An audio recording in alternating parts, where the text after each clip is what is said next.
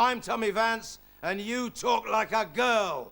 I never do, except when I need to. Come on, then! Welcome to Dumber and Dumber, the show for losers in life's brain academy. On tonight's show, demolition isn't always a pushover. A shoplifter gets high before he comes down, and a cowboy's last stand. Meet J.D. Bridges, possibly the luckiest bloke on the planet. He's a former aircraft carrier naval officer, and remarkably, he still loves planes. Remarkably, because of this.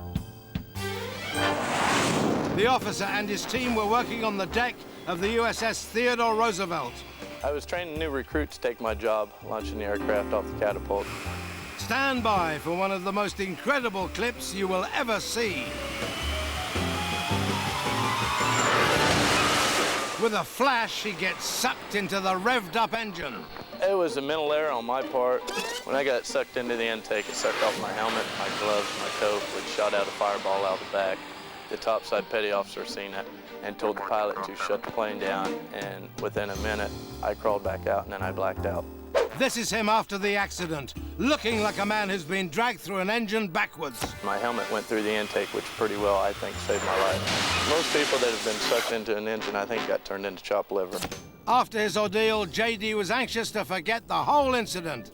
That's forget as in go on about it forever, by giving his kid a stupid name. Named him Blake for the simple fact his father almost got chopped up by the blades in the intake, and it just kind of fit him. A young couple prepare to exchange marriage vows. Well, not that young. In fact, the groom looks like Kaiser Wilhelm, but you get the picture. Ah, a romantic moment. But the bride seems upset by something in the wine. Is it corked? No, it's teethed. She's dropped her dentures. It's a tradition in some countries, you know. Smile, darling. Interesting bouquet. I'm getting plaque. I'm getting bits of kipper. Ah, look at that blushing bride. Isn't she lovely? Here's a fat man in a yellow shirt. He looks out to sea and thanks God he's still alive. First of all, perhaps unwisely, he decides to help his mate go parasailing. His mate with a broken leg. Let go! Well, one of them did. Drop off! What is he doing? Drop off! Let go! But then he hangs on for grim dinner. Don't get up there, 200 feet. Got it. Telling me. Might as well enjoy the view. It might be the last thing he ever sees. But his so-called mate is all greasy with suntan oil, and he just can't hold on.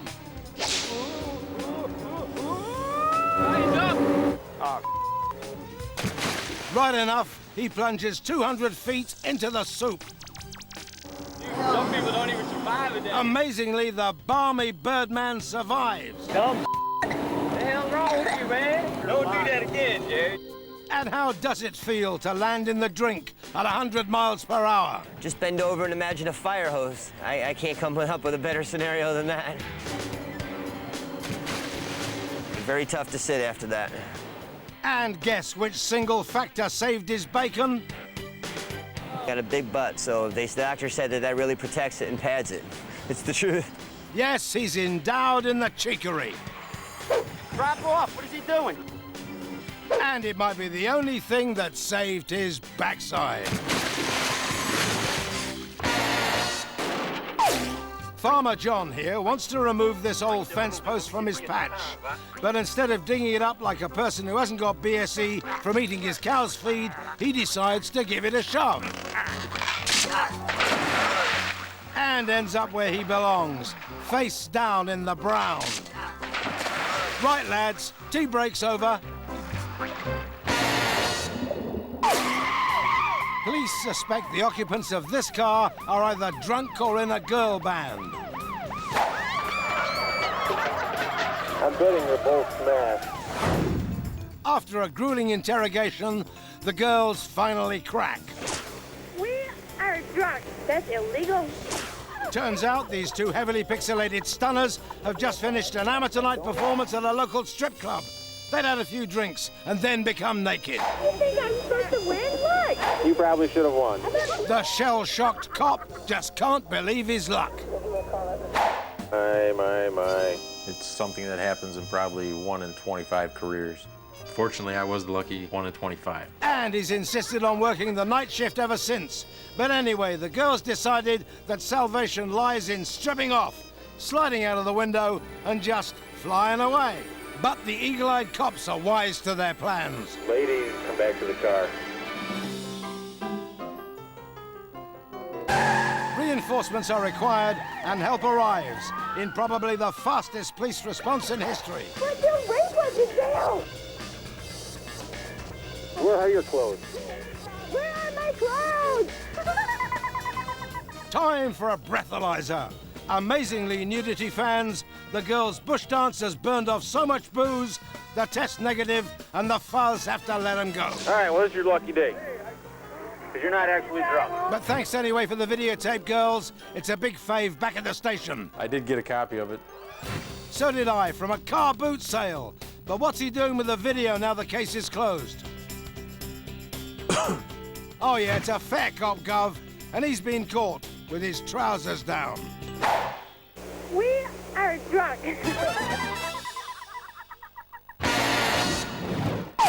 Stan and Diane Fraser own this Midwestern Illinois farm, and it's picture postcard perfect, except for one oversized eyesore.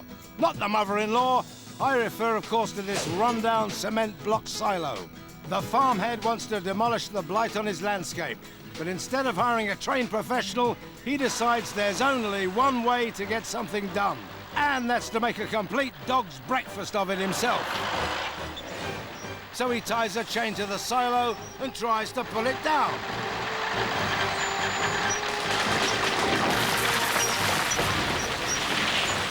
That went well, but undaunted, Stan the Demolition Man decides to ram the concrete structure with his tractor.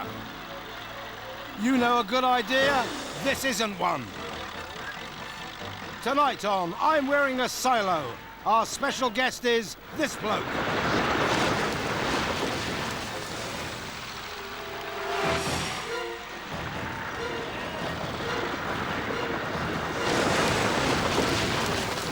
His wife runs to his side to deliver the death blow and collect the insurance, but he's already revived. Yeah, I had mortar in my pockets and concrete in my pockets, and part of bricks was in my pockets, and how it ever got there, I don't know. Well, here's a bit of a clue. When there's no wind, a sensible paraglider should know how to pack it in. But this lady wants to make the most of a day in the country, and away she goes. She doesn't have lift, but by crikey, she's got plenty of momentum.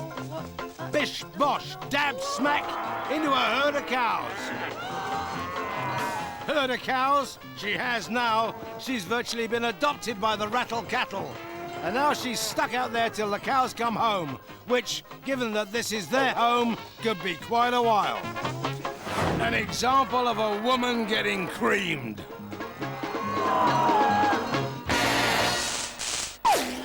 Texas Jack is a cowboy stuntman. For his big finale, he likes to fill a metal box with dynamite, stand on top of it, and hit the switch, as you do. It's designed to give the effect of someone getting blown up, obviously. Obviously, Tex. But not content with being blown up on a daily basis, the loopy cowpoke decided to add just a touch too much gunpowder. Turns out old Texas Jack doesn't know jack about explosives. Oh my gosh! The weakened metal gives way, and Jack is thrown 30 feet. I think you got him that part. The Dude Ranch stud reckons only one thing kept him from the big saloon in the sky. Landed on my head, that's the only thing safe. Hard-headed, you know. Where there's no sense, there's no feeling, as a poet once said. Like my grandpappy said, you fall off a horse, get right back on. Well, I think my grandpappy was wrong. I don't think I'm going to get back on that horse. No more explosions for me. What horse? There's no horse, there's just you idiot. I went out with a bang. It's a good time to retire. But as he stares out into the middle distance, he seems to long for one more really big blowout.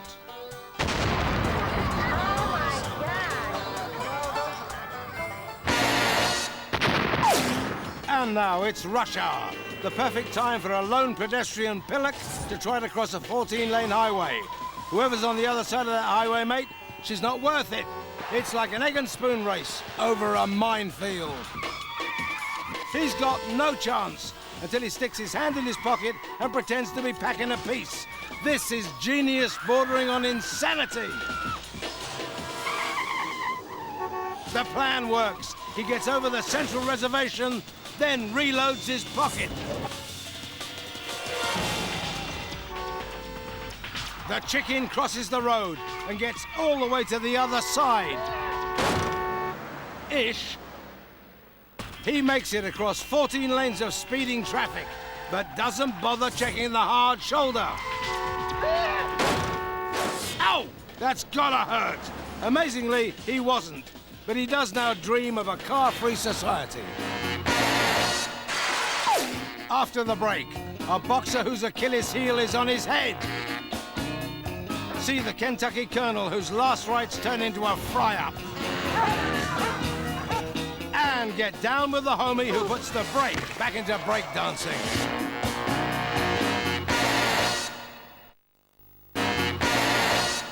Welcome back to Dumber and Dumber, the show that proves dumbing down is a steep climb. For some folks, time for yet more no-brainers.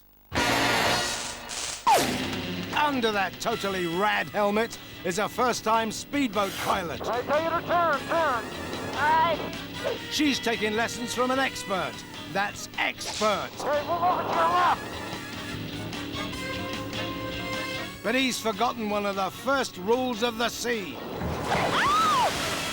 Fasten your seatbelts, because when the speedboat turns a corner, these two part company with it, miles from shore. But next time this expert takes somebody out, he'll remember the old nautical saying, clunk, click, every trip. At a mortuary in America's deep south, a Kentucky colonel is being laid to rest.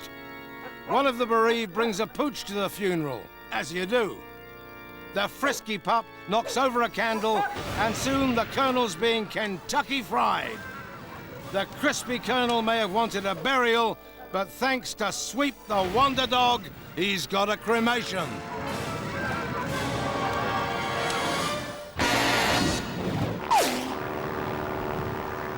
Skydiving.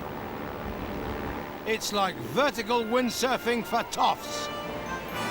For a first-time free-faller, Scott Lutz is a bit of a happy camper, but we've got a strange feeling that something is about to go terribly wrong. Oi, get off! And there goes his parachute. This particular plonk has been so busy showing off, he tugs on the wrong cord. We've all done it at home, mate, with the Venetian blinds, but not at 3,000 feet. Unless that's right, you monkey. Go on, pull the other one. That would be the reserve chute, the one they keep in reserve for 24-carat nutters like you. I guess that must have been the worst experience of his miserable life. Okay, second worst. Here he goes, further off course and straight into a big tree. One made entirely of metal and electricity. Looks like time to pile on the agony.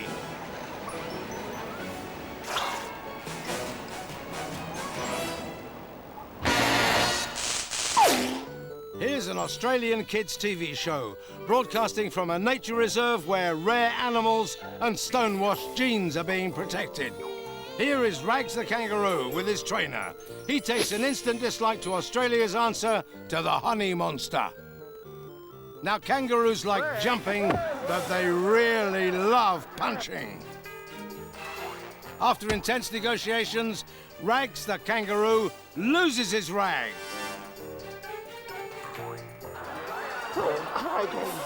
It's look back in Kanga as Rags flies off the handle. The bloke from the telly thinks it's hilarious and starts a wrestling-style countdown. In as fine an example of Aussie diplomacy as we've ever seen, the Kanga squeezes the Muppet's head like a pimple. The trainer steps in to save the walking biscuit from strangulation. The audience are baying for blood. He's trying to get you through me. And the trainer's rewarded with a swift kick down under.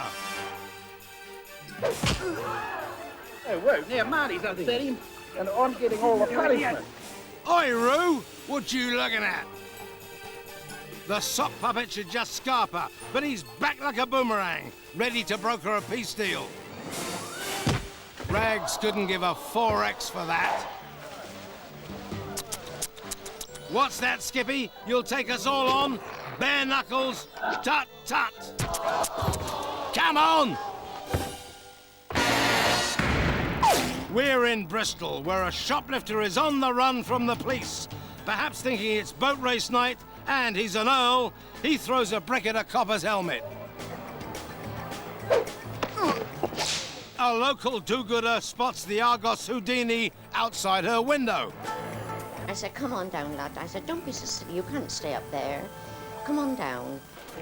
But the perp Nurk has another idea. Maybe sliding across a phone wire will keep the long arm of the law out of his reach. Yeah.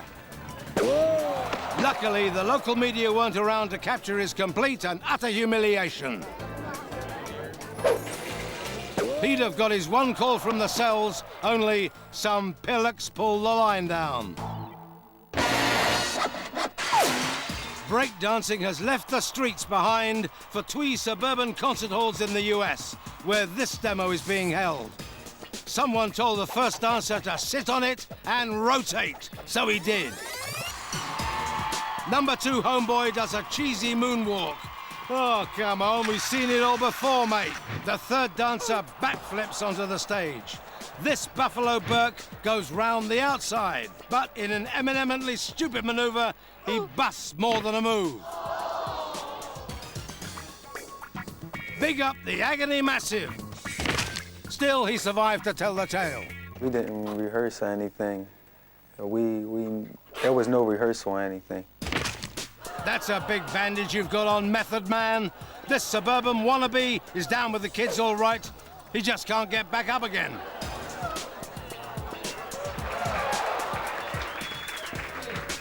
And how is he after landing on his bonce? Are you all right? All night, brother bright. To the daylight. What a load of old rap. In this boxing match, the bloke in the red trunks is on the sharp end of a right pasting. He probably thinks things can't get any worse until a punch dislodges his wig. Here, mate, keep your hair on. Now there'll be hell to pay, but he's so worried about his rug, he's forgotten all about his glass jaw. A savage right finally flips his wig, and he's down.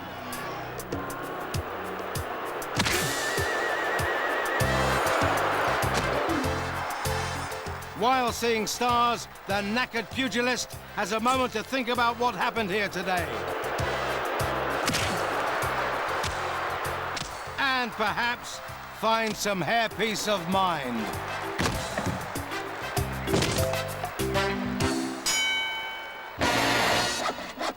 Eric Becker, a man whose trousers have no sole, suspects his housemate is a villain who's been robbing him blind. So he puts a camcorder in a shoebox, hoping to catch him red-handed. The trap set, in walks Barry, the #1 suspect in standard burglar uniform. Finding nothing up his nose, he starts digging for gold elsewhere.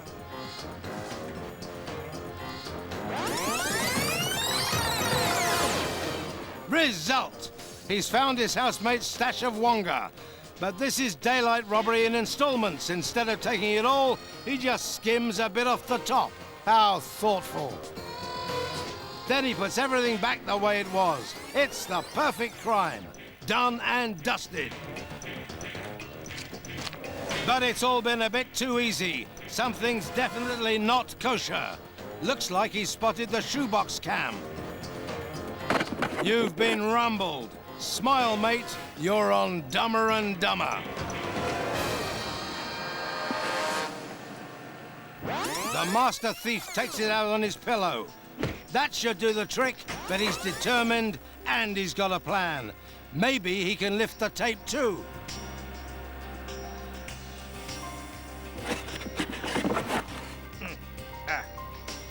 Where is this thing?